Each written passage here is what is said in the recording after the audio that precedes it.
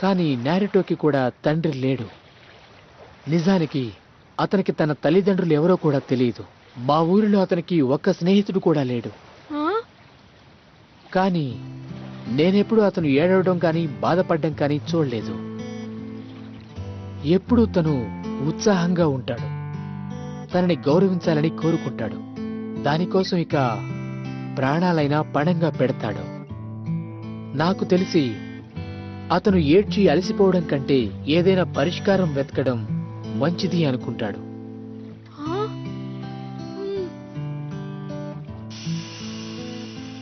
చిన్న పిల్లవాడైనా ధైర్యంగా ఉండడం అతనికి చాలా బాగా తెలుసు. అచ్చం మీ తండ్రిలాగా. బాధంటే ఏంటో మన అందరికంటే అతనికి ఎక్కువ తెలుసు. ఇక నీతో తను అన్న మాటల్ని తనకి తాను కొన్ని వందల సార్లు చెప్పుకొని ఉంటాడు.